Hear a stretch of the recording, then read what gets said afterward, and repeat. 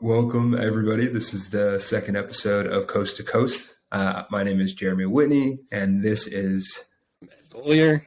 What's going on? And we're just gonna go over 4 or so games from this week. And Ed here actually picked, which he called right before we hopped on, the game of the week. So we might as well start with that one. Dolphins Bears, dude.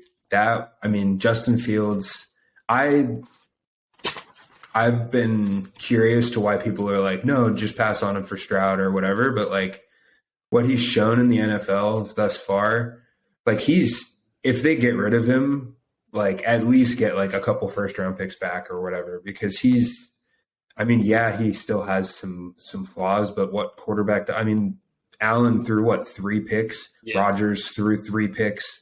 Brady looks like a shell of himself. So it's like, more like you obviously called that. So you said that before when we picked the games, I was like, ooh, Dolphins Bears. I think that was my exact words.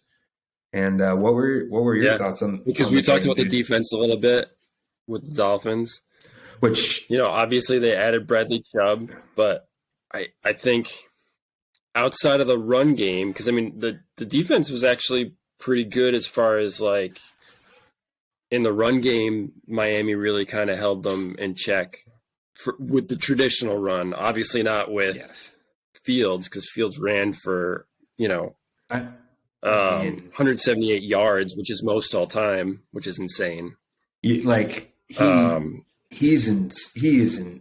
So like the passer, you take it for what it is, but like he's the only person comparable to Lamar Jackson, in my opinion.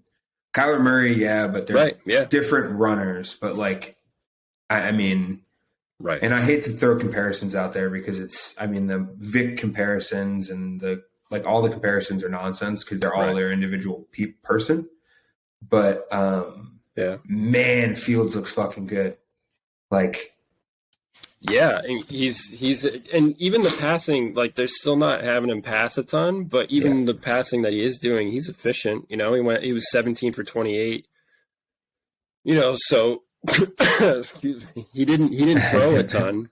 No worries. He was efficient. He threw for 128 yards, but he had 3 touchdowns. Yeah, so, some of those throws, man, some of those throws were ridiculous. You're just like, oh, okay. So if he gets a slightly more consistent. Accurate. Yeah. Yeah, because last year he didn't start all that great, but he also wasn't the starter at the beginning of the year last year either. Yeah. And like you were saying at the beginning, they didn't really get behind him. The front office itself wasn't behind him last year. And then even this new front office wasn't. I think they are now. I think that Claypool trade kind of said, hey, we know we fucked you. Kind of like that tip. Yeah, like that tip where it's like, okay, like this is a guy we should get behind since we've got the opportunity to, because it's like they gave up a 2nd round pick. So obviously, if they're going to give up capital, like that much capital, I know it's not a ton. I know it's like 1 2nd round pick, but 1 2nd round pick for 1 wide receiver, that says a lot. Or as far as like what they want to do. So I think it's pretty clear that they're now happy with him and sold with him going forward. Because he's improved week after week, and they've gotten behind him. And the offensive line played surprisingly well too. He was only sacked twice. In that game. Yeah. So the offensive line's playing well. He's got Mooney and now Claypool, and then Kmet showed up too. So Kmet's playing well. Yep. From the tight end position. So he's got 3 legit weapons on top of the fact that he's got 2 legit running backs behind him too, in Montgomery and Herbert. Herbert. Yeah, dude. And like you said, this surprising level of offensive line play is fantastic. The way it looked prior to the season was that, even minus, he just recently got Claypool, but you could argue that they supported him less than like it was one of the worst jobs. You know what I mean? Like as far as absolutely, because they kicked the bucket obviously to now they're looking towards 2023 where they're going to have great draft capital. Right. I think they have one of the top, if I'm not mistaken. That's why they've offloaded all these contracts and stuff. They don't have to pay Roquan, which sorry about it, Bears fans, but we appreciate you in the Ravens flock because oh man, he's something else. Obviously, I'll have more to talk about that, but yeah. I mean, Justin Fields we can go all day about Justin Fields because look at Josh Allen too. Like, yeah, he's an outlier, but that's possible. That shows that that's possible now. Before being he's right up there with all of them. Yeah, before put him right in that conversation immediately, because before it was like it was like he had the potential to do this. Exactly. Now he's showing that he's just doing it. You've got Lamar, you've got Josh Allen, you've got Jalen Hurts and Kyler, and then it's really just Justin Fields, and then there's a big drop off from there. There's really nobody else that does what they do. So it doesn't look the same, but Pat Mahomes, I mean, Pat Mahomes has the capability to do it, but he's not doing it every game. And he's not doing it, but he's got the capacity to do it, but he's not doing it every game. These are guys that are going to be running for like 50 plus yards a game because they're doing that, and it's runs too. Mahomes, it's like we're not designing runs for him. No. That's more like shit breaks down, and he's gonna like take advantage of that 40. Because he's an athlete. It's like kind of like how peak Rodgers was, Yeah. Where like he wasn't running often, but when stuff broke down, if he had to, he could go get that 20 yards out of nowhere. Yeah, even though it was like you weren't expecting it. Yeah, like if they're running an RPO, you're going to be like, you don't even have to worry about that threat. You know what I mean? You're like, he's probably not going to carry the ball. Yeah. But that being said, just had to throw him out there because what he did like he's just you're right though. I mean, he's right on that fringe. He's capable. Yes, but he's not looking. He doesn't. That's why I kind of try to preface it with like it doesn't look the same. It's not a bunch of dudes running 4.4s. Well, Allen runs 4.5, but that's at 260 or 50 or whatever weight he is. Right. But these are all guys that are like dangerous in the open field. Really, Mahomes is more like he'll pick his places and find it. Yep. Because Fields looked ridiculous in that game. I mean, that 60-yarder was just huge. I mean, he broke out of that. He broke out of that pile. He should have been dead at the line of scrimmage, and he just found a way to break out of that. And then he broke out a second time, and then there was just way too much daylight, and he just kept going. It's not like that was a chunk. I know 61 yards is a lot, but like he still had over 100 yards, even if you take away that 61-yard run. Yeah. So it's like, and he has that like that. Well, maybe not Josh Allen, but like the Lamars, the Kylers, that now Justin Fields. He has that like angle eating speed. Like the deceiving speed where it's like, that guy has a perfect angle to make the tackle, no problem. And he leaves them. And you're like, holy shit, this kid's like, he's special, man. He is like, he is. I mean, and it shouldn't be a surprise to anybody. You know what I mean? We've talked about this for years now. It's like, there's a reason why he was, so much more recruited than even Lawrence coming out of high school. Yep. It was 1A, 1B, the two of them, granted he went to Georgia initially, but then he ended up at Ohio State. And it's like, people are like, Ohio State quarterbacks, whatever. And it's like, he's still, it didn't matter where he landed. He was going to be special no matter what. Dude, he just didn't get the opportunity in Georgia. So it was like, he moved on. Yeah. But, he's clearly got what it takes. And you can see My favorite thing about him is his demeanor and dude, a couple of these games I've watched, like he's gotten the absolute dog shit beat out of him.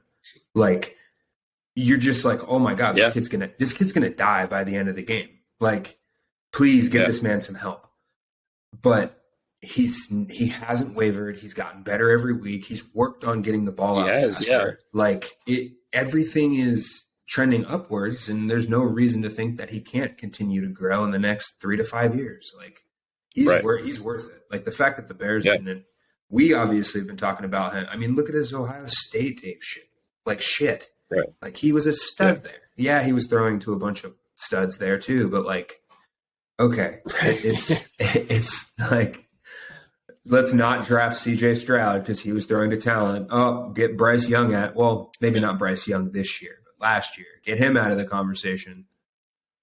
And then Tua just continues to look good, dude. I'm going to pivot to the next guy because 11 minutes on Justin Fields, but it makes sense and it's fucking warranted. Like, let's be. It certainly is.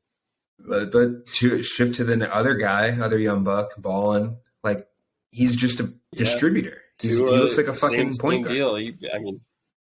Deal. Super, super efficient. I mean, 21 of 30, threw for 300 yards, 3 touchdowns. 5 big time throws, and he had zero turnover worthy throws. So he was just like picking spots, and he wasn't making mistakes, and that's the biggest thing. I mean, he's the highest graded quarterback right now in the NFL through the 9 weeks.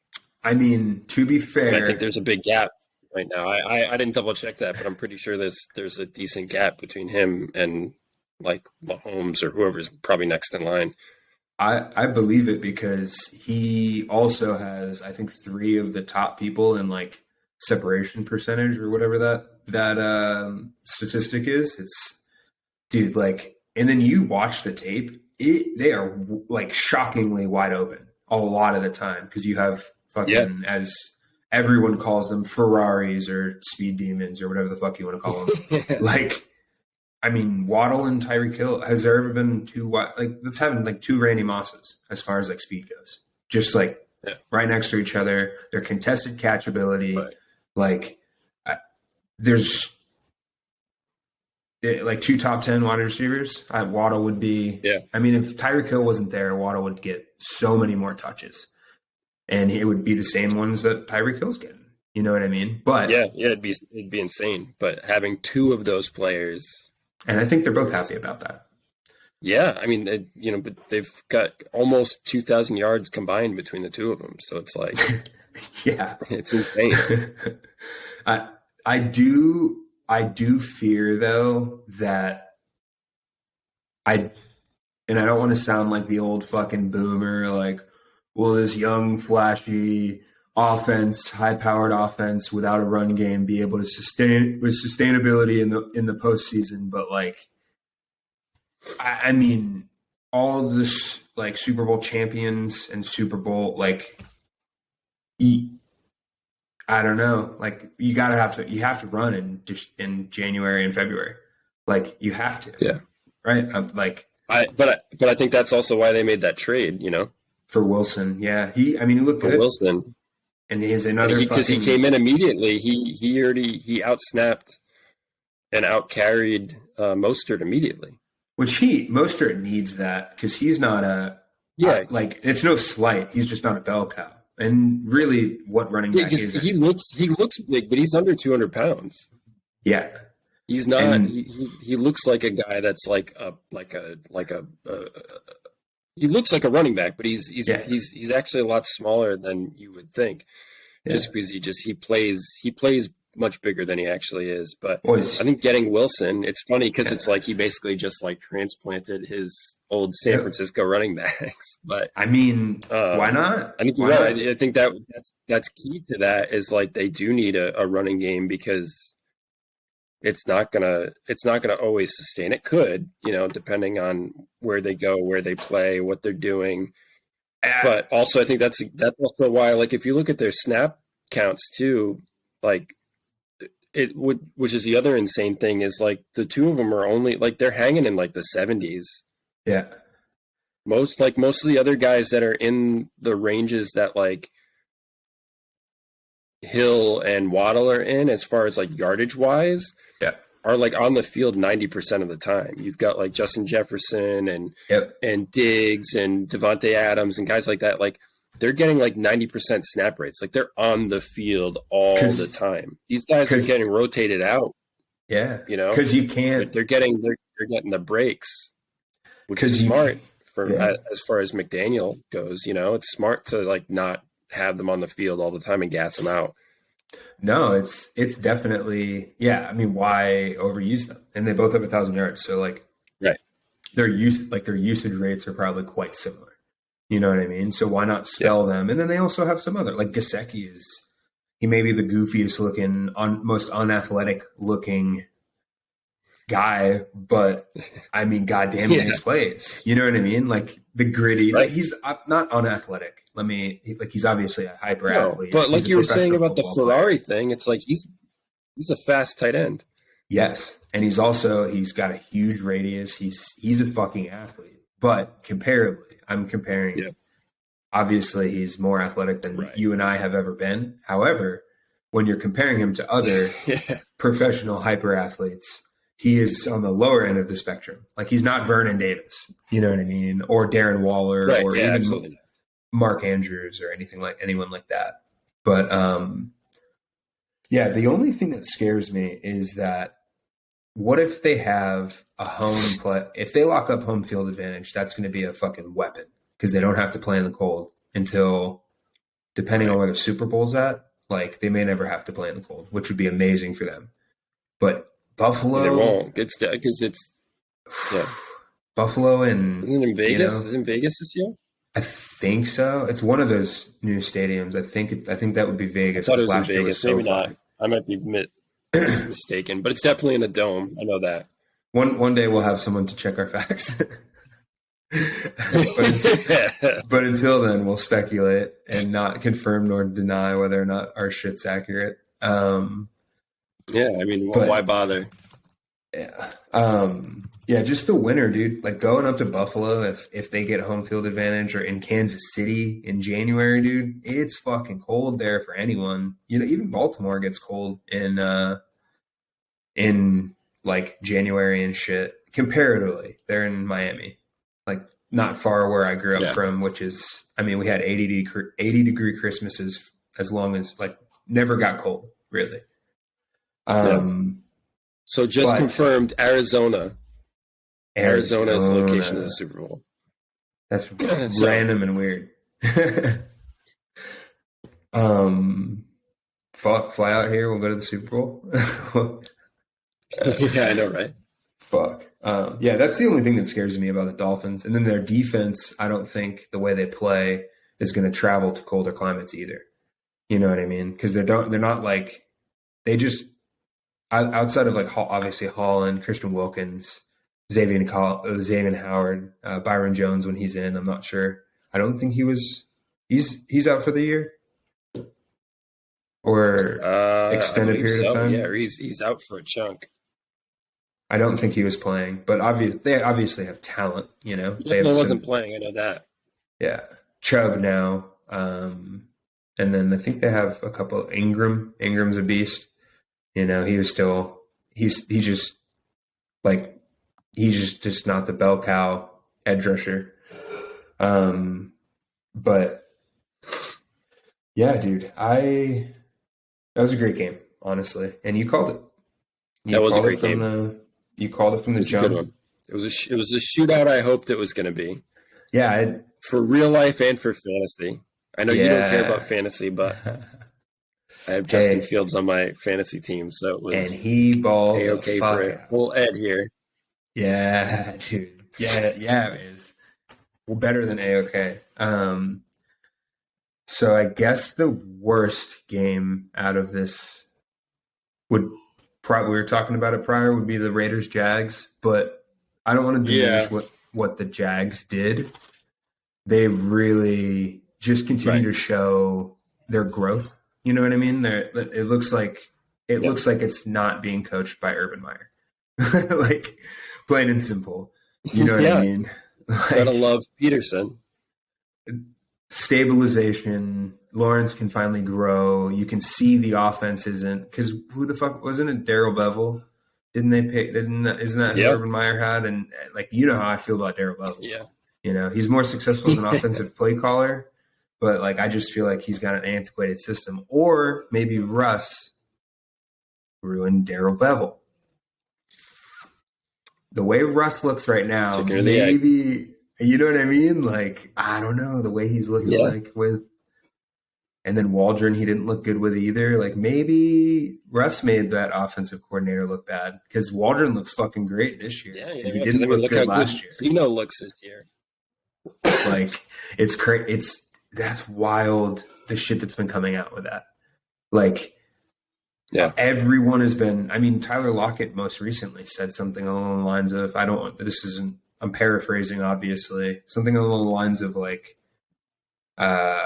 it's crazy what we can do when everyone's like in it for the team and not for themselves. Like, I'm heavily paraphrasing that, but I saw that and I was like, that's something along those lines. And I was you're pretty spot on. Yeah. I don't remember what it is either, but it was basically like, like you said, it was like when everybody buys in, it's like, it's a lot easier to. It's like, like putting Russ on blast like that. Like, fuck, dude.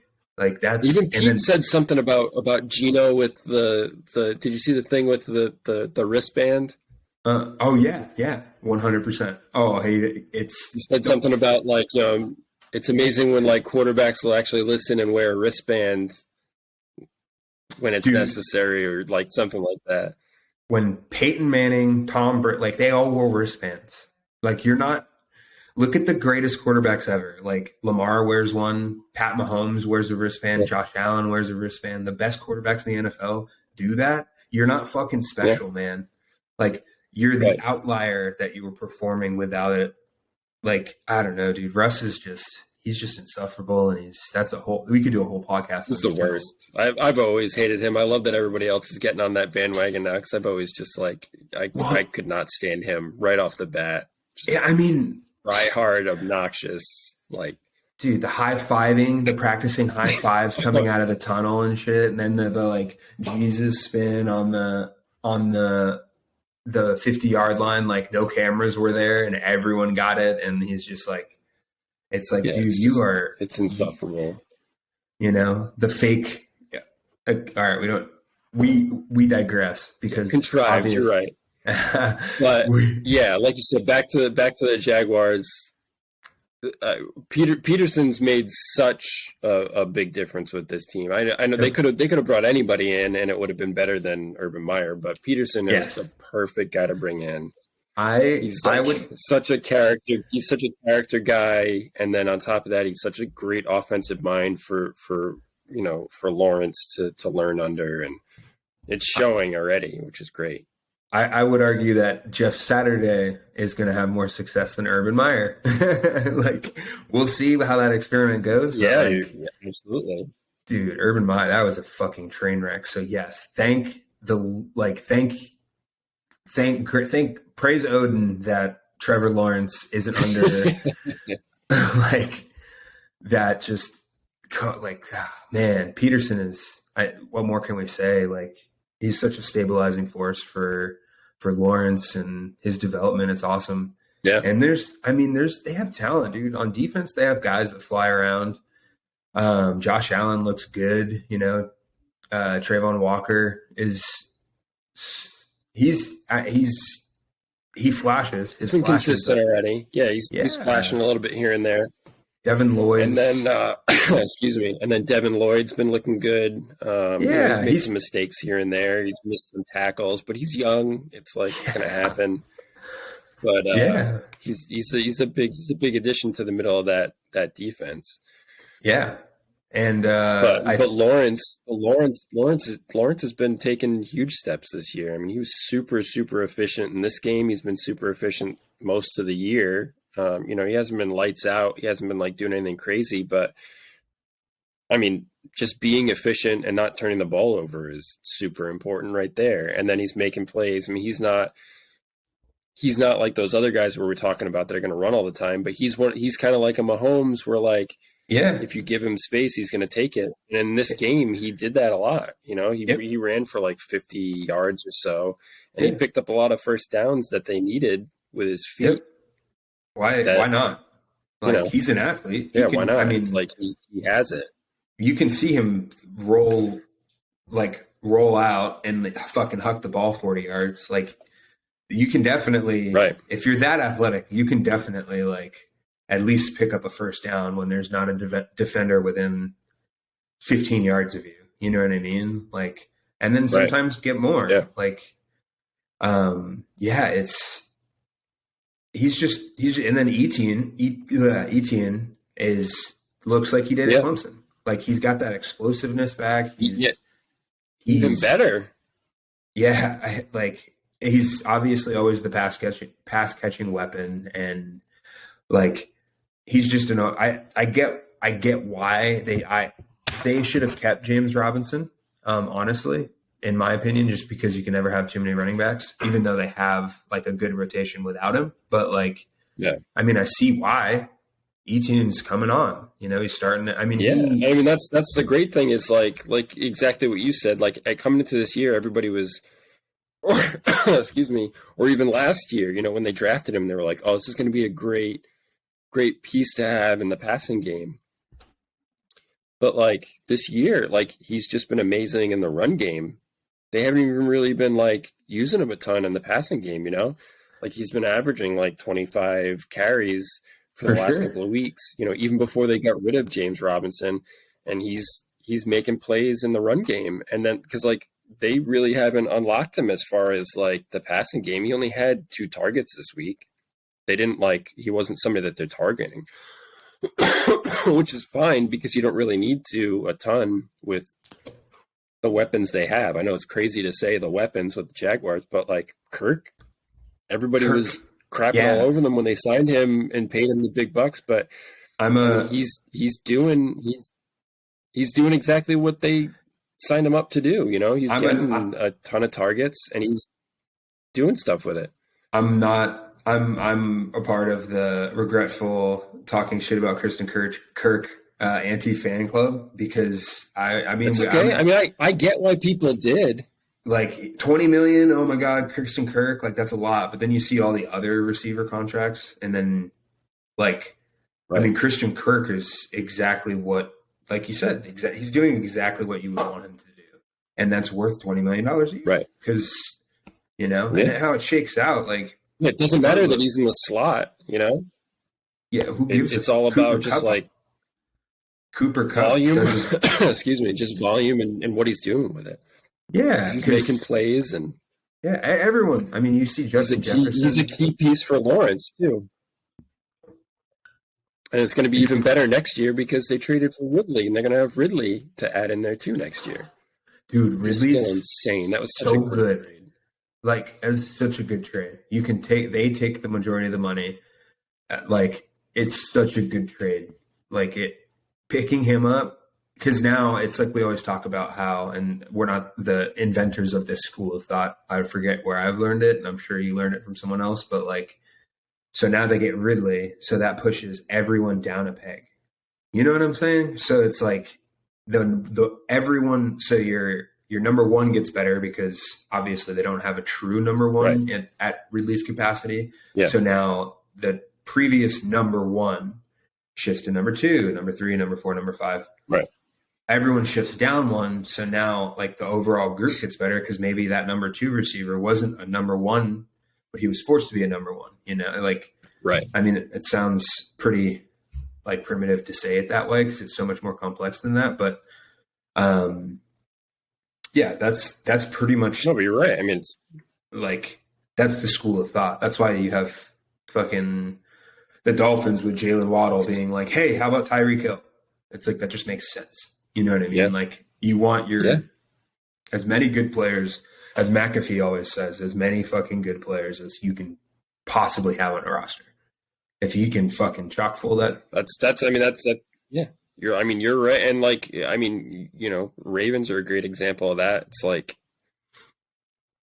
the whole best player available approach with like drafting, but like this is with like the market itself with trades and signings. It's like you can never have too many good players at one position. Yeah. Well, and look at so I think we can quickly summarize the rest. Jags, awesome. Raiders fired McDaniel today. I think it's safe to say that. Yeah. Yeah. You think he's on the hot seat? I think so. He's gonna be, right? He got fired today. What? It might have been a meme account. He got fired today. Yes. McDaniel got fired today. No way. I'm almost. I have in my notes like he's got to be on the hot seat, right? Dude, I'm almost. Yeah, actually, I don't know if it was a fake account. Let me clarify. Somebody paid for the blue check. Josh McDaniels, 710 tweets today. Yeah, someone paid for the blue check. Oh my God. Yep. Adam Schefter. Shefty. AKA Josh McDaniels was fired today? Yes, dude. So yes. So in summary, dude, life happens. This isn't that serious yet. Till we have. It makes sense though. Yeah, I mean, that sums it up. We don't have to say anything else about the Raiders. Like their head coach. The entire offense disappeared. Yeah, the head coach got fired. They were dominating that game. They were dominating. They were up 17-0 mid-second quarter. Devontae Adams had 8 of his 10 receptions and 2 touchdowns, and then they just disappeared for the rest of the game. Like Carr didn't even play that badly. They just didn't do anything. Who's their D coordinator? It's not Bradley. No, that was the Colts. I think it is, isn't it? Yeah. No, the Colts are Gus Bradley. I'm pretty sure. Oh, you're right. Yeah. Oh no, it's my boy Patrick Graham. Graham. Yeah, they stole him from the Giants. That's right.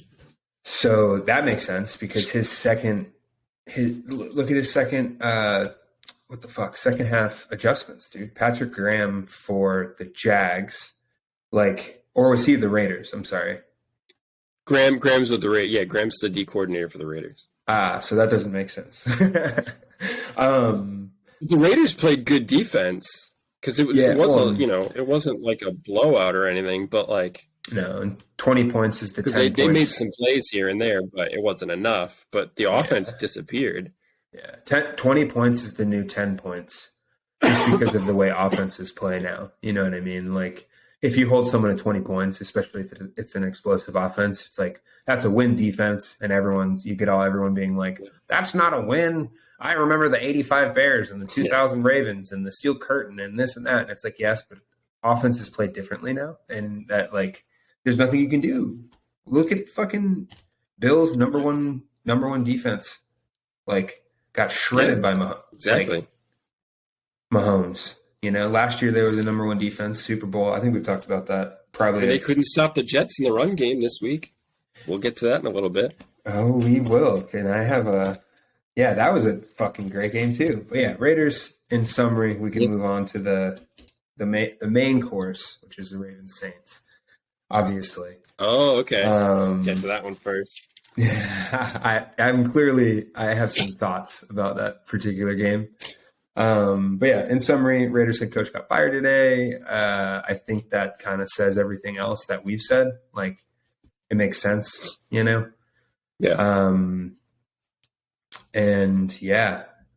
On to Ravens Saints. Roquan Smith is already Roquan Smithing around on the defense. Making big stops. Yes, it was a random game during the middle of the season. Yes. It was whatever, but literal, what was it, 4th and 1 or 4th and less than 1, and he scrapes over the top, trying to find work, and he's like, oh, there's the running back, boom, knocks him down, and the most important part of that is he hit him backward. You know what I mean? He didn't lose ground, so he literally right.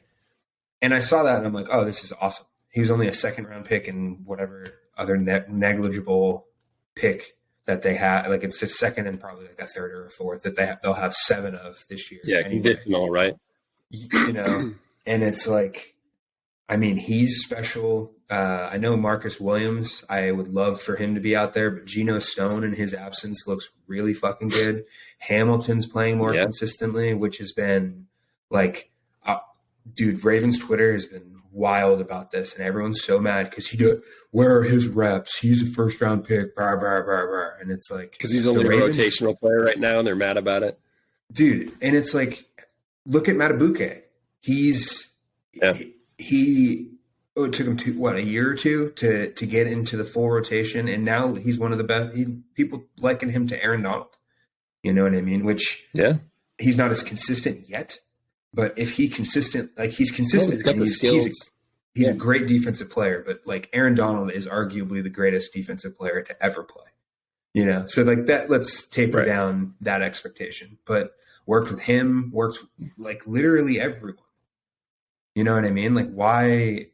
Oh, well, Geno Stone, he was a 6th round pick, and it's like, or whatever. He was a low pick for the fucking plebes. And it's like, yeah, but I mean, you pointed him to me, and you were like, this is one of the best safety prospects in this draft. And I'm like, awesome. I think he was an undrafted free agent, or maybe a 6th or a 7th round pick. I loved him. I loved him in that class. I looked at his tape, and I was like, oh, this kid can fucking play because he's smart. He's like a Chuck Clark. Like he's not smart. A burner. He's not going to be Kyle Hamilton with his recognition quickly to like deep. I mean, he just doesn't have. He's not as athletic as Kyle Hamilton. Marcus Williams he's not a freak. Yeah, he's not a physical freak, but fucking Geno Stone makes plays, man. And sometimes, everyone gets beat, but like, there's a reason he's continued to play. And Hamilton hasn't taken over. He's instinctive. He's a thumper. He's in every play. He's got the hustle. Yeah, he's everything you want. Yeah, and then Marcus Peters. I love Marcus Peters. He's Marcus Peters. He might give up a touchdown because he thought the runner, which I thought the foot was out, and that's why he pointed. Which was subsequently why Chuck Clark was like, "Hey, he's pointing like." You know, Marcus Peters was the closest in the closest view. He clearly saw the guy's foot step out. Right, yeah, he was right there. I mean, he stopped and he was basically looking up the sideline. Yeah, looking for the ref, and then the ref's like doesn't blow the whistle, and he's like, view of it, he's like right there to the foot. Yeah, pointing it, which made everyone wanted Chuck Clark fucking shipped to the Lions or the fucking I don't know, one of the shitty teams in the league, and I'm just like, dude. Like one of the most instinctive players in football points. Like, I mean, play to the whistle and all that type of stuff, but like, I'm going to believe Marcus Peters over, I don't know, just Ravens Twitter is fucking wild, but luckily it didn't end up meaning much. Yes, exactly. I mean, at that point, the game was already kind of out of hand. You know, I think that was like away.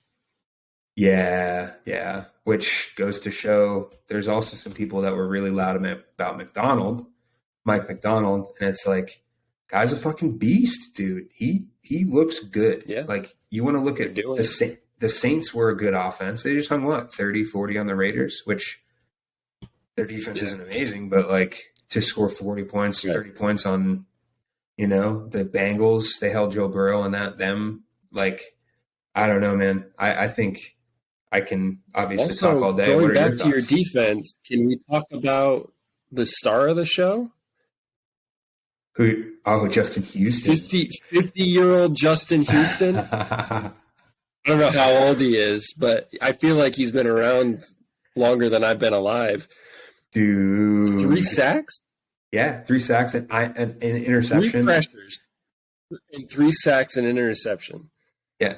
Like, that's insane. He's second in the league in sacks. Yeah, tied with Zadarius Smith, and I forget who the third one is, but it's like... Judon's number 1, then he's tied with Zadarius Smith, and then Bosa is behind them. Oh, yeah, that's terrible company to be around. The first and second best. The Bosa and Judon, and which... people, I get why Judon's going to fade. We all know that. That's just how he does. Yeah, Same he as last year. definitely. He'll come out guns a-blazing, and then the second half of the year, he'll just start sitting on it. Yeah, and end up with like 14 and a half.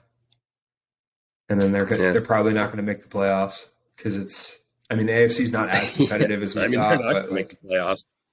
Yeah, they're pretty. Yeah, the Saints look bad. I think the fuck them picks Saints did look bad. has finally caught up to them because they have just been not caring, and it really matters, man. Like, yeah, everyone sucks at drafting. There's just people that suck like less, Like, was there a better draft than the Jets this past year? Or even the fucking Chiefs, dude. Like, yeah. I would definitely say the Jets are number one. Yeah, they've probably got the best rookies right now. Especially. I won't get into that right now because we'll be talking about that game in a little bit. But I would definitely say the Jets have the best rookie class, dude, hands down. I will say, which we'll obviously elaborate. The run game, they're good. I talked about. Why can't I remember his name? It was on the Jags. Are we talking about the Jets run game? Yes, the Jets run game. It looks good. Oh yeah, James Robinson. I couldn't for the life of me remember it. So James Robinson, Michael Carter, and I like Michael Carter. I fell in love with Michael Carter when him and Williams. Him and Javonte. Him and Javonte Williams dropped 500 yards collectively. Yeah. They look good, but fuck, dude. Breece Hall is explosive, man. He's special. Yeah. Like, and that's no slight to Michael Carter. It's more of a compliment to Breece Hall than it is a slight to Michael Carter and James Robinson, because I literally just said I wish the Jags kept James Robinson because of how good he is. Right. And I love Michael Carter because I think he's still one of the top, like, yards after contact guy, or like that game was a nice showing of that too. It's hard to bring him down. But yeah, sorry. Back to my boys. They're speaking of run games, the Ravens run game looked fucking awesome. I think, dude, that I think this is the second time they've run it, but that RPO to the tight end leaking out of the back, and you have the wherewithal of all the linemen just running laterally, and it literally tricks the Saints into thinking that they have the play won.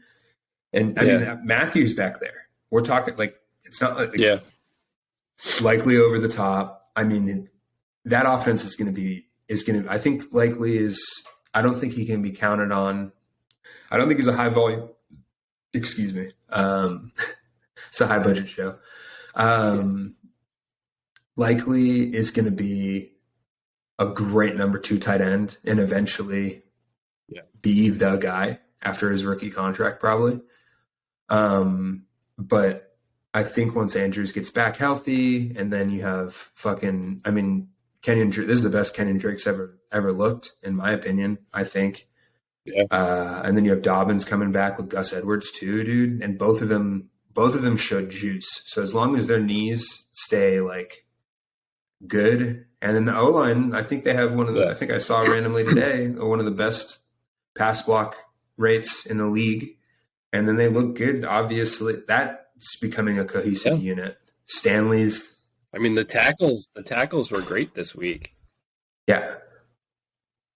They only had six pressures total for the line as a whole. Yeah. Morgan Moses looked really good on the right. And Stanley's back to himself and had 0 pressures, which is pretty awesome because he was up against Davenport. Yep. It's not like he was, and that's the thing too. When he wasn't on Davenport, he had fucking Cam Jordan on the other side. You know what I mean? When they switch around, it's like, okay, cool. Right. So he's not slouches. No, dude. Yeah. Is it Cam Jordan 5 years ago? No, but like, he's still one of the best pass rushers in the NFL. It's kind of like with Justin Houston and like all those older guard. Like they're still so fucking good. Cam Hayward as a pass rusher, like Aaron Donald. But yeah, I just think obviously there was the miscommunication, and I appreciate the back and forth from Stanley and Lamar. And Lamar just said it how it was. Yeah. I love that he doesn't hide behind the quiet. Like that was a tough question. Like, what's up with you and Stanley during yelling at each other in the middle of the game? And he was just like, we're brothers. That was essentially what he said. I'm summarizing greatly. He had more words to say than that, but he's like, we're brothers. It's going to happen. Right. Which is like, pay the fucking man. Biscotti, Eric DaCosta, whoever the fuck is choosing not to give him as much guaranteed money as he wants, pay the fucking man. Please. I beg of you guys, because I swear if he ends up on a different team, I am going wherever he's going. Like I'm out, because they don't fuck Lamar over. Give that man a blank check and fucking fill it in. But yeah, he had some great passes. He obviously had some easy throws. He had the greatest game as a passer, but he had a pretty good game. Yeah. Yeah, I mean, he does what he does. When the running game's working well, that would be my only thing. Yeah. It's like it looks great when it's working, but what happens if that's stopping? And although I will say I don't know if it was probably a product of the run game, but the receivers did look good. They looked fine. Prochet made a couple nice catches. They did look good. You're right. There were a couple near misses too that were like just like a hair off. There was that dude really close touchdown to Robinson. Yes, right over which the was middle. An overthrow to Lamar took that one and said, "That's my bad." That was one of those like where it's like, is it an overthrow or could Robinson have like gotten to that? Like, was it between his hands? It was like such a bang play that it's like one of those things where you're like, it probably was an overthrow. You're probably right, but it's like one of those plays where it was like so quick where it was like, you want to say it was probably an overthrow by Lamar, but it was one of those things where it was like, could he get Robinson? What the fuck? Maybe. Like, who knows? Why didn't you catch that, Robinson? Like, who knows? It was like such a close call. There were so many like that. But yeah, they looked good as a whole. I mean, you said it. I think this morning when we were talking earlier, where it was like they played a full 4 quarters of just solid football.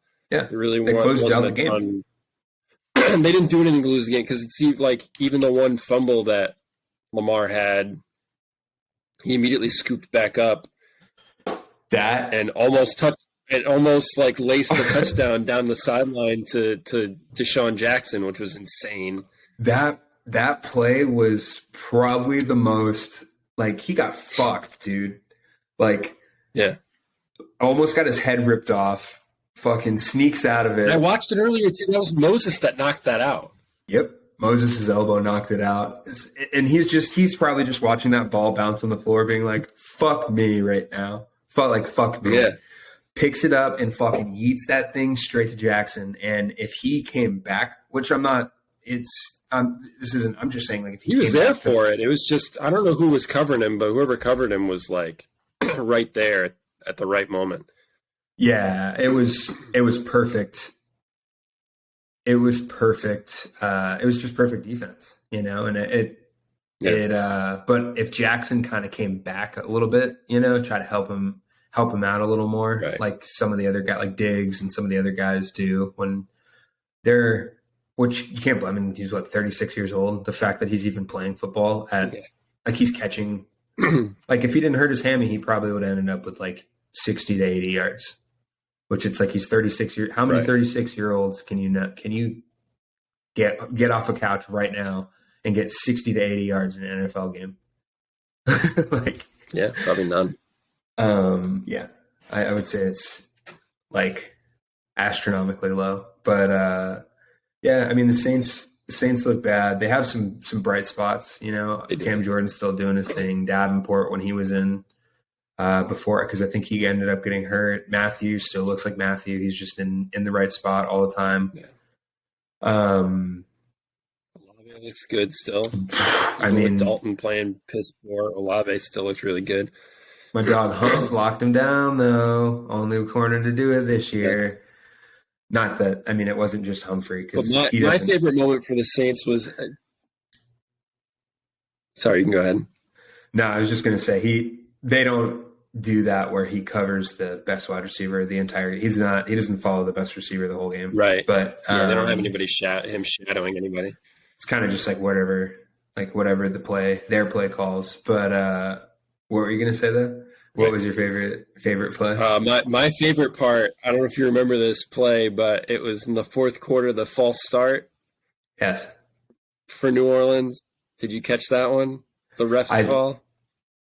The false start. Everybody but the center. Oh, yeah, dude. Yeah. The whole line.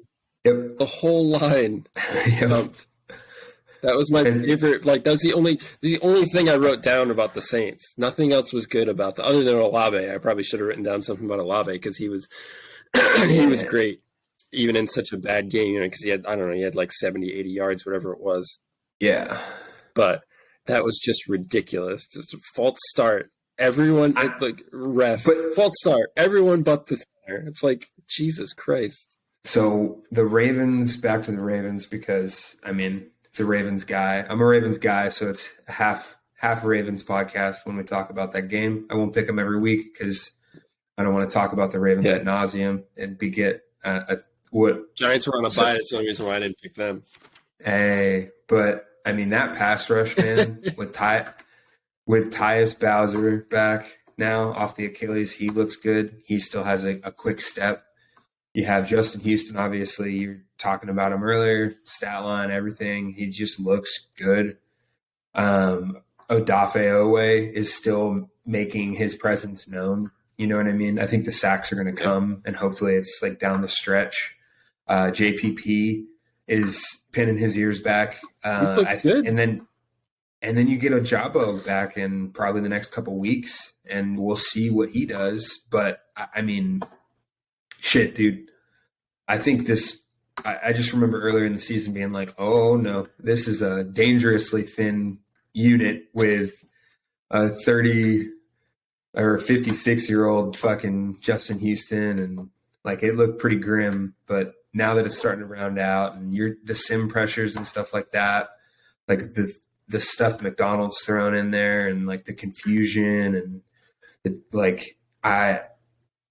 now you have Roquan in the middle. So I'm going to go and just elaborate on a point real quick. Forgive me for going on a little tangent here, but for years, obviously the Ravens had an elite defensive player at each level of the defense. So you had Ed Reed in the back, Ray Lewis in the middle, and then, I mean, pick your poison, Haloti Ngata or Terrell Suggs on the line for that generation. You know what I mean? Like, you go back with the Chris McAllister, you know, prior to Ed Reed, their first Super Bowl, Ray Lewis, and then, I mean, fuck that whole defensive line, Goose and all those boys were fucking all dogs too. But this is the first time since Mosley and Zach Orr that we've had like dogs, and like Patrick Queen's been playing well, and I appreciate him. Right. He's not a bust anymore in my eyes. Anyway, he was teetering dangerously close. But Roquan Smith, and then you get Marcus Williams back too. So not only do you have Marlon Humphrey and Marcus Peters on either side, who are high IQ guys, now you're going to have Marcus Williams back. And Chuck Clark's a great high IQ guy. Kyle Hamilton's probably going to be great moving forward. And then, so long story longer, I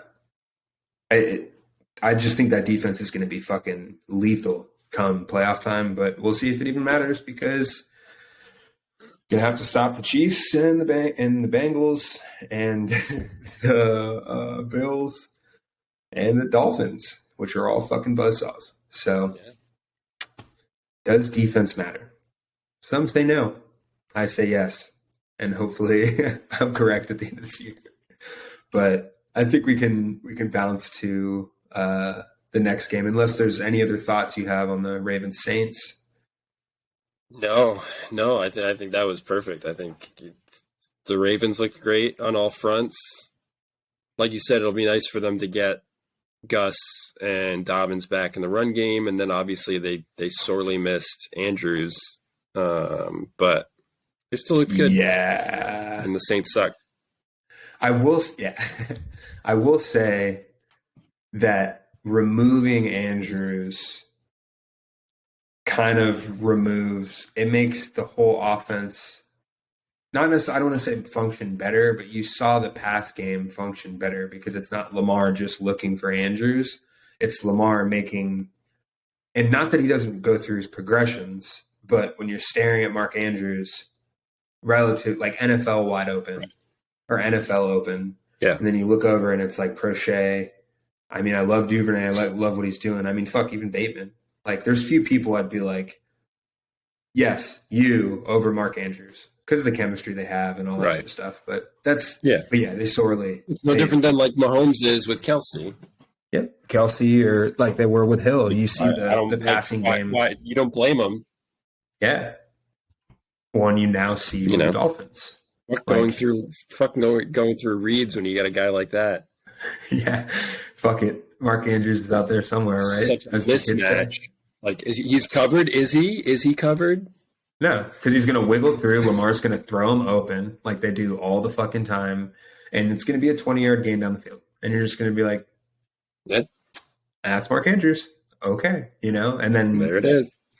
Isaiah Likely being in this number 2 role, excited about that. But I was pretty excited. I almost was like, let's pause Ravens Saints talk and go deep into the Bills Jets because, I mean, their running game is still good without Breece Hall, but fuck, man, just to elaborate on that a little further. No slight to those running backs. They're fucking great running backs. But, man, they're like Breece just, like, goes. Like, I don't know how else to explain it. You watch him and it's like, oh, shit. He creates a lot. Well, and he just moves quicker, obviously, because he runs a fucking 4.3 or whatever. Ridiculous. But the Jets isn't the Jets. The Jets are like, I like it. I like Saleh. I like what he's doing. Offense, I think, looks fine. Zach Wilson, I know you don't particularly like Zach Wilson. I'm kind of on the, like, let's see what you got. I don't like Zach Wilson. I'm not, like, bought in yet. I don't know. Just with, like, unless which they're not going to be in that position, but unless they're going to be in a position to get, like, a Peyton Manning or an Andrew Luck or a Trevor Lawrence, like, I don't know if you move on from him because what if he could be Josh Allen? They're clearly not going to move on from him yet. And it's probably going to take a little while for them to get to that point. But like me personally, I just think looking deeper into like who he is as a player and into the numbers and things like that from last year and this year, I get why they were like so like hell bent on having him. Like I get it. Like everybody falls for the combines and they fall for the workouts and all that stuff and the off bounds throws and the lasers down the sideline. He throws a really clean. He's making some of those combine throws. Thank you. He's making a couple of those. Every 3 weeks. So did Trey Lance. But he throws a clean ball. He throws a quick, clean ball. Yeah. When he's not under pressure, when he's got a clean pocket, when they're not asking him to do much, he's fine. He's efficient. He's doing what he's asked to do. But like when they can't just sit on that, like they got a little lucky against the Bills because they kind of sit pat a little bit and run the ball because Allen was being so fucking careless. Dude. Like right from the beginning of the game, just so careless. I don't know where this came from. Like this is like early. He looked like it's funny. We were just having this conversation talking about how like Allen was Wilson early on. Just like they're a little bit different as far as like a profile, but like early on, Allen was doing a lot of dumb shit, and that's my problem with Wilson is like he looks for the big play every time. When he's in that position, like when he has to make plays, he's always going to try to make the big play. He's not going to like check down and get what he can get and take what he can get. He's got unlike other, other big quarterbacks. Like Josh Allen will do that. Mahomes will do that. Lamar will do that. Like Hurts will do that. Like those guys will all do it. Like they didn't necessarily do it early on. They did stupid shit when they were young quarterbacks, but they learned I got to go through my reads. And if I can get 5 yards here, instead of trying to thread the needle down the field with a laser 50 yards down the field just to make a bomb play, maybe I'll take that first down instead of trying to get the touchdown in 30 seconds. And that's my thing with Wilson is he doesn't throw the ball away either. He never throws the ball away. He's always trying to make a play no matter what, which is one of those things with like ball security and decision making with me. That's always an issue. And like last year and this year, like under pressure, he's awful. Like he's just piss poor, which I know it's early on, whatever. It's still a small sample size, but like that's usually a concern that's like legitimate and like something that's going to continue unless they seriously change the way they go about things. Yeah. Like not ever like with him. It's like, he doesn't have a bad offensive line. If he had a bad offensive line, I would understand it a little bit more. Cause you could kind of like work with those numbers and be like, kind of like with Daniel Jones previously, where everybody was shitting all over him because of like ball security and decision-making. It's like, when you have a really bad offensive line, and like people are on you constantly, you're going to turn the ball over a lot, excuse me. But back to like the game itself, like Wilson didn't really have to do much. So he was efficient and he throws a nice ball and he didn't have to do a ton, thankfully, because Allen was so careless. Allen was the reason they were still in the game because he was running the ball a lot, making plays. But like you said, like he had 2 interceptions. He'd one right in the opening drive. They came right out.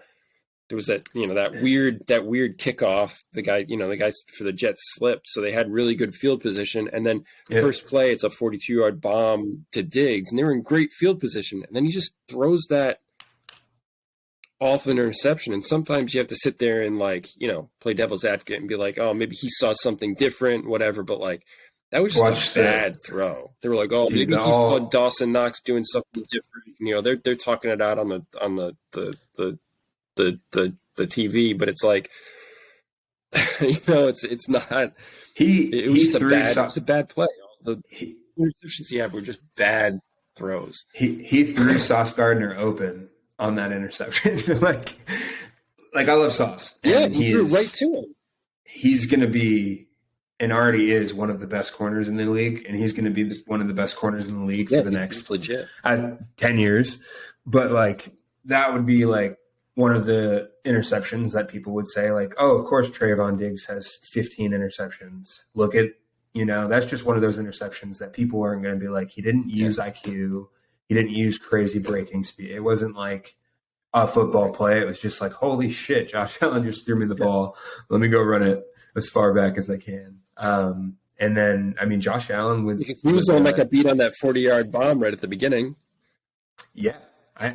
It's going to happen, dude. And Diggs balled out. Diggs got him sideways and he just ran away from him. So it's like, it's going to happen. Dude, he gave up the most yards this season that he has in that game, but he made plays. He had that pick and then he had that game-ending pass breakup with Gabe Davis. And then you have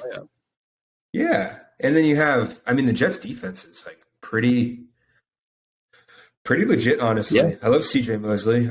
I would have loved for the Ravens to keep him, but he wasn't necessarily at the time worth 16, whatever the fucking bag they threw at him, but he looks fucking good now. Yeah. I think they have Quan Alexander, who's a great piece in the middle there. Health was always just an issue with Quan. You know what I mean? Like, I'm sure the Saints would love to have him back or the Niners back. Well, maybe not the Niners anymore because they got a fucking stable of dogs. But dude, that Jets defense, they don't have any marquee names as far as pass rushers go outside of like Quinnen Williams, which he's this year he's playing how everyone was like, how everyone like he was a can't miss. Like you could take him first overall and people wouldn't bat an eye. You know what I mean? Yeah. And he's playing. He's getting to that. He's kind of on that Aaron Donald level this year. Yeah, at the very least, he's on like the Chris Jones, Grady Jarrett level. You know what I mean? Like where it's just like, well, or Cam Hayward too. I can't not throw him in there because those are the three, right? But he's those arguably one of the best DTs this season for sure. Absolutely, 100%. And you just see it. You see game after game after game, tackles for loss, sacks. He gets his hands up too if he doesn't get there. You know, I know he has a couple past PBUs, which. Yeah, dude. That Jets defense. Then you have Sauce, and I think isn't it DJ Reed on the other side? He's been playing very well. Yeah, the Seattle guy. He was from Seattle. Michael Carter, the cornerback, not the running back. He's been playing well for a 6th round pick or whatever he was. Like, and then you have Saleh, obviously. We know what he was in San Francisco, you know, and he now has his Richard Sherman or like his lockdown corner, which, I mean, again, top 5 cornerback, top 10 cornerback already. And this is 9 games into his rookie season.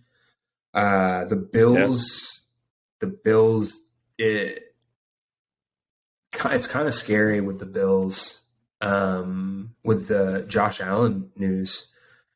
The UCL injury is like I just hope he's okay because I would hate to be robbed of an entire season of Josh Allen. Because if I'm a Ravens fan and I want the Ravens to win the Super Bowl, but I don't want them to have to beat a Josh Allen-less Buffalo team. Like that's just, you know, I'm not one of those shitty fans that's like, injuries. Like I want the Bills to be at full strength. No, you want the best of the best in the playoffs. Like I want both teams to be I want the best team to win because there's always that caveat or asterisk where it's like, whoa, they didn't have so-and-so. And it's like, that team was also missing half their fucking roster as well because they're week 18, week 19, week 20. Like it's fucking the NFL. But that's scary because I think I heard on McAfee and them that's the precursor to Tommy John. Which, oof. Right. That's like an 18-month minimum with professional athletes. So like, fuck, we'd miss. Right. Especially when it's his throwing arm. That's the scary thing. And he puts himself in harm's way. His running style is fucking ridiculous. Right. And he's got he's more Cam Newton than say like Lamar Jackson or Kyler, which they'll take a shot or two, but they're not seeking contact from a 270-pound defensive end. Right. So, their defense looked good, you know, and other than the run defense, which it's a Bills thing, you know, like you think Vaughns can only do so much.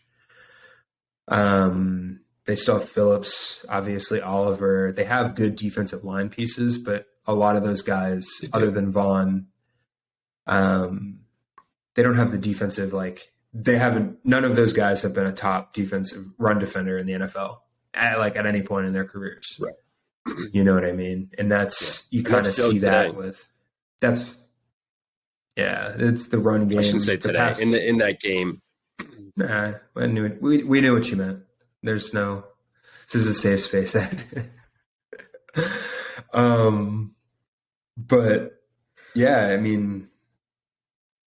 there's still the Bills. It's still because next week they can go, whoever they're playing, they could go drop. Aren't they playing the Packers or something soon? Which I think it's bye week and then Packers. Yeah, I'm trying to think. Or no, they just played the Packers. They already had their bye week, didn't they? I think. I'm pretty sure they already had their bye, but let me double check here. This is good podcasting, as Sam Monson always says. Good podcasting. But yeah, whoever, we'll figure this out very quickly, but whoever the fucking Bills play next, if they dropped 40 or 50, no one would bat an eye. Like, oh yeah, of course, it's the fucking Bills. Right. Yeah. You know. Yeah. Oh, Gabe Davis had 200 yards with 3 touchdowns on 3 receptions. Oh, that makes sense. Yeah, it's fucking Gabe Davis. Yeah. You know, like, Of course. Yeah, Stephon Diggs, 2 touchdowns and a fucking 150. Well, they play Minnesota this week. That's who it is. Minnesota. That's gonna be a tough one. I think that's going to be one of the games that we watch, unless Josh Allen's out. Because if he's out, I think the Minnesota Vikings are going to beat the fuck out of. I don't like. They don't have a Tyler Huntley that can like kind of keep them afloat. You know what I mean? Like I think their backup, Mitch could have been that guy, but I don't even know who. Isn't their backup it? is. What's his face? It's he played for Minnesota. Why am I blanking on his name now? Let's see. Minnesota Miracle. What's his name? God, this is bothering me. Case Keenum? Keenum. Yeah, Case Keenum ain't going to take over a game on the ground like Josh Allen does. He's not going to be running over 270-pound defensive ends. Like, I'm sorry. It's like with Lamar. Like that. Yeah, that and not getting away from them because they're all faster than Case Keenum. Like, running out of bounds. Yeah, dude, it's but it's still the Bills. Like, I'm not. This is just right. You know, like I'm not overly like just they lost to the Jets. It's not a big deal. You know what I mean? Would I be in division too? Yeah, so it stings a little more, but it's also like always happens. Who gives a fuck, dude? Yeah, the Jets would. I mean, didn't the Bills lose to the Jags last year or some shit? And you're like, oh my God, the sky's falling. And it's like, no, they did. Because that was the Josh Allen versus the famous Josh Allen versus Josh Allen game. Josh Allen sacks Josh Allen. Yeah. So it's like every team's gonna have a dud. Like it is what it is. But and it's the Jets. The Jets are a fucking good team. Like flat out. If this was the Jets the last year or the year before, like the Adam Gase Jets, it's like that's fucking weird. Maybe something's wrong with the Bills, but like you said, I mean, the defense is playing really well. They've got a D-line that was they were all over Allen, you know, and that was huge because that's somebody that can usually kind of deal with that and do what we need to. But like they had 5 sacks from 5 different players, you know, and like Ron Franklin Myers was back there a ton. He had 5 pressures. He was one of the 5 sacks. We had like Jermaine Johnson, Carl Lawson. You know, you mentioned Quentin Williams before. Quentin Williams was in there, and so was Rankins. You know, so it's like they've got a lot of pieces to get the pressure that they need against these big teams to keep them in it.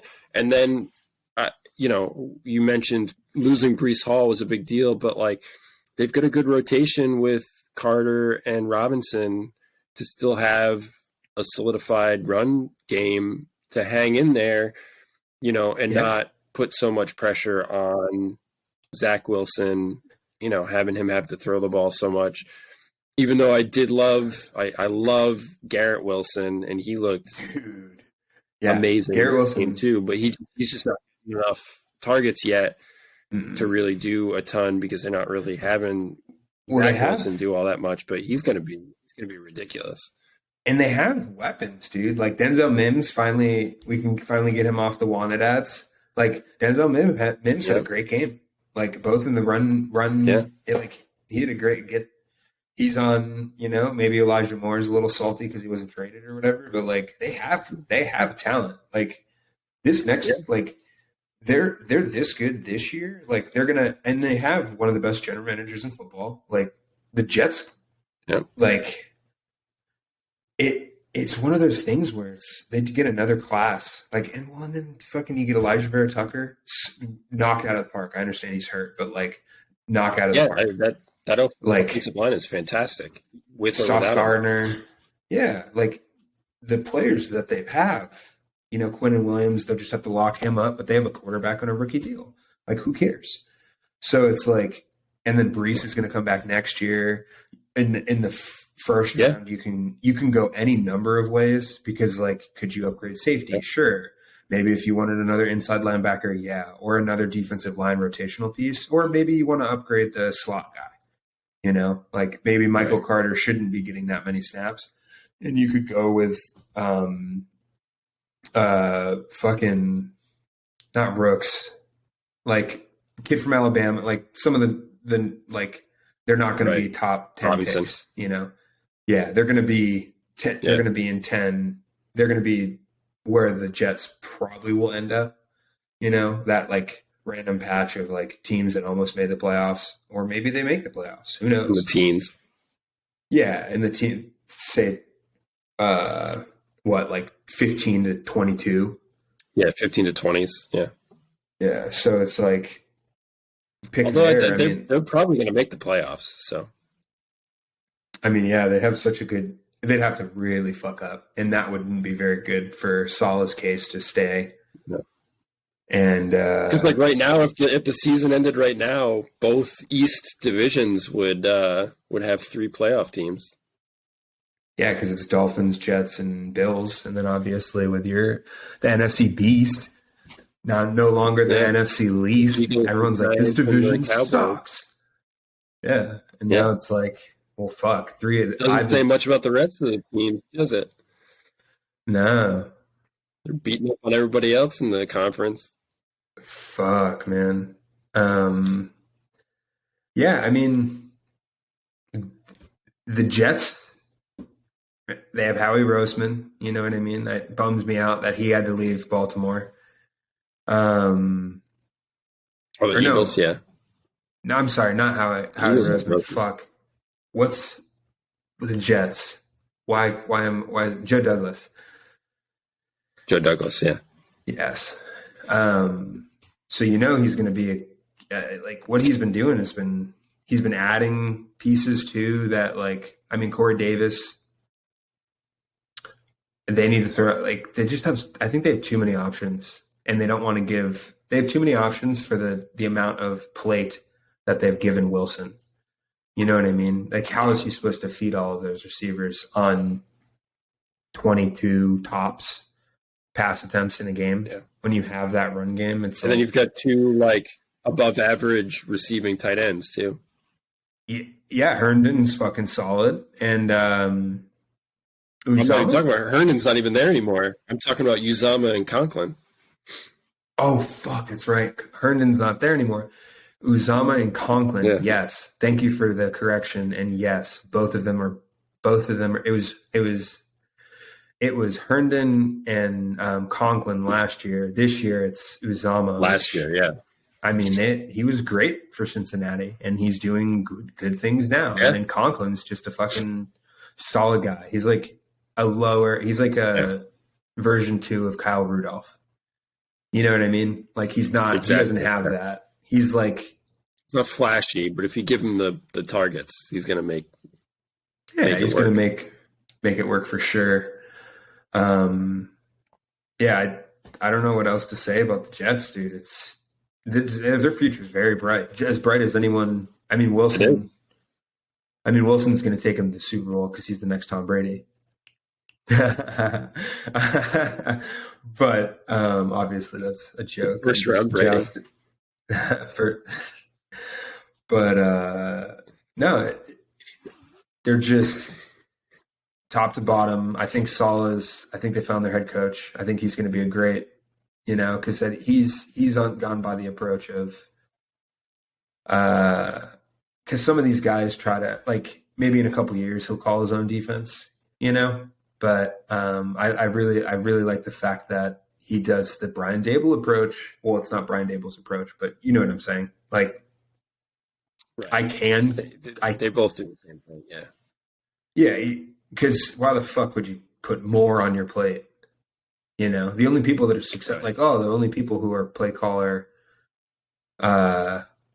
game day play caller, head coaches are like Belichick, Sean Payton, Shanahan, like Shanahan, McVay. It's like, oh yeah, okay, those 4 guys are going to be why you want to do that. That's a dumb fucking thing to do.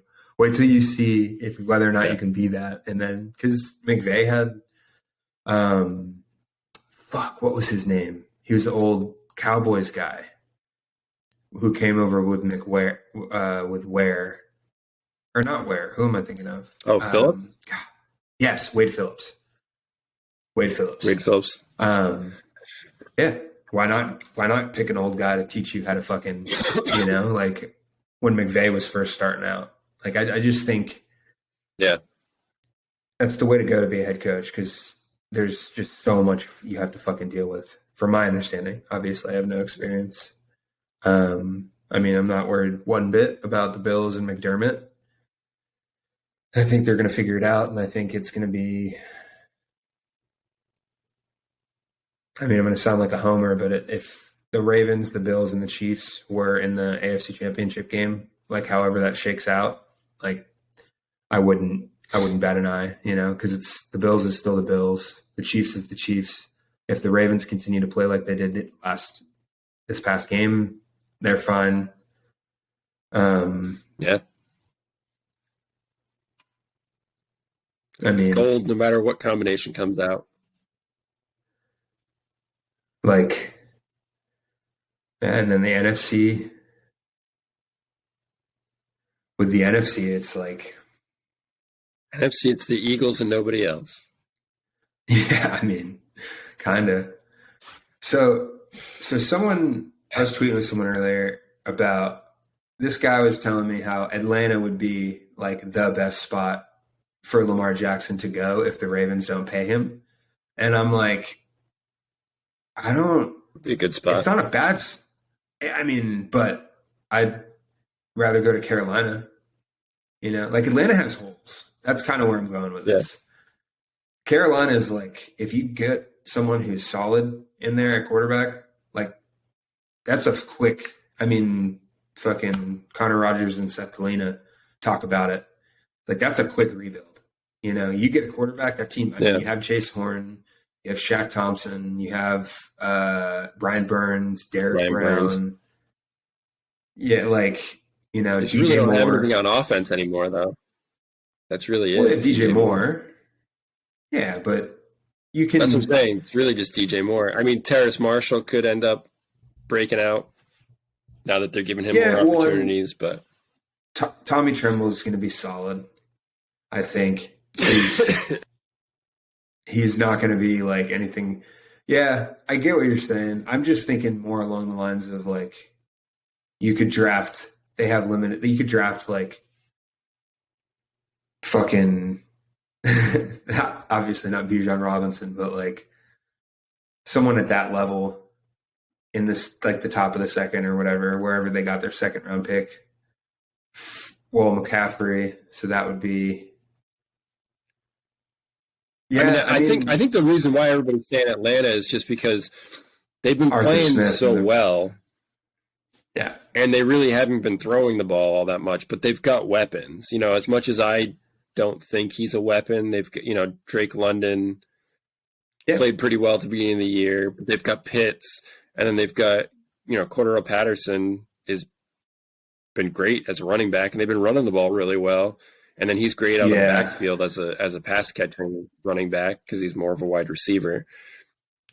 So, I mean, they do have quite a lot of weapons. It kind of sucks because initially, like when I was kind of on board with that was when Ridley was still going to be there. But now he's he's going to be in Jacksonville, so it's not as good. Well, that's kind of what I'm – if they had him, that would have been a plus. To have him, London, Pitts, all three of them would have been nice. But with him gone – that's much more of an argument in my opinion. That's like – and then their offensive line isn't very good. Like you probably need to replace – you'd probably be better off replacing, 3 spots on that offensive line. I think they have a left tackle that's pretty good. Yeah. And you should just go to Seattle. Just call it. No, dude. Geno's the future. Geno is the future. If Geno continues to play this way and they continue to just do what they're doing, why move on? Honestly, I don't know what you're going to have to pay him. Well, I mean, I don't think they move on. I don't even. I mean, but if it can, that, the fact that they're even good is astonishing. Because that team looked like fucking, you look at it before the season and you're like, oh, this is a worse roster than the Bears. And they don't have a quarterback. And now Geno Smith is playing prime Russell Wilson level play. because he's like one of the top fucking 5 quarterbacks in the NFL somehow. And I mean, he's fucking balling out, dude. Kenneth Walker. No, I'm just talking shit. I'm just trying to convince you of my argument, and you're not agreeing with me. So it is what it is. Can we at least agree the Colts? What about the Colts or the Commanders? I mean, think about the Colts, dude. Him and Jonathan Taylor in the backfield. That would be fucking bananas. A fucking RPO, an RPO with Jonathan Taylor and Lamar Jackson. That's what I'm saying. Pittman's solid. Not bad. And then you have Mo Alley, and then the even bigger guy. I forget what his name is. Jelani Woods, I think. He's like somehow bigger than Mo Alley Cox. He's like 6'8", 280 or something. It's like, what the fuck? But I mean, and then on defense, you have Buckner. You're assuming you'll probably have Gilmore still. You have Darius Leonard. Their safeties aren't bad, you know.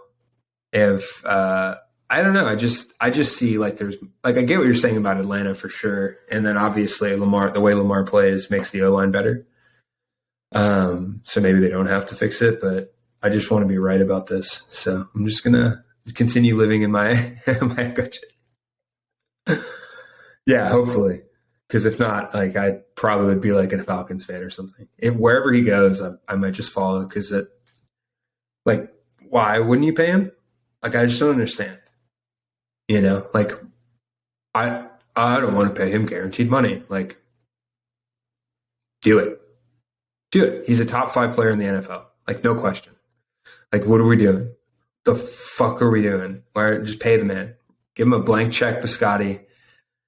It's fucking move some of your fucking money out of the trust fund for your kids and fucking guarantee, because you have to, I think that's why the NFL doesn't want guarantee contracts, is because you have to put you have to put a portion of that money in escrow, from my understanding, or in some sort of, so owners don't want to be like, I don't, you know, like what, they're billionaires, but they're not David Tepper, Walton family billionaires. Like they don't just have, like, especially if Bezos ends up buying the Commanders. It's like, they'd be like, oh, Lamar Jackson, I'll give you $500 million guaranteed.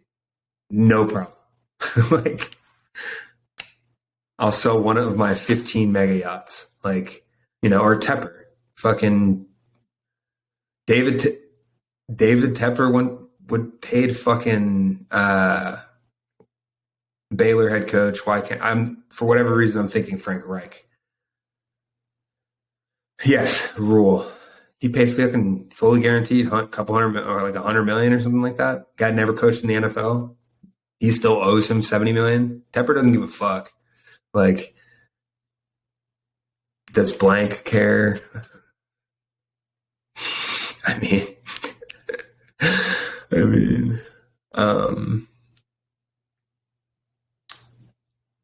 should we wrap up, or is there anything else you want to talk about, or what?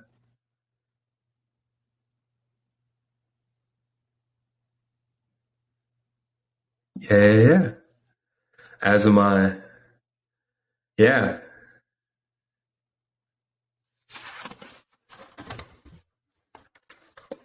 Well, I think we have, pending the Josh Allen news, I think Bills Vikings should be a little teaser for next week. Bills Vikings will be going over. And then obviously we'll pick the rest. Ravens are on a bye, so sorry about it. Yeah, Giants are off bye, so maybe there will be some more Giants content. But yeah, thank you guys for watching the second episode, and yeah, have a good rest of your night or day or whatever time it is. I can cut the end out, so it's stopping. I think it's still recording, but it's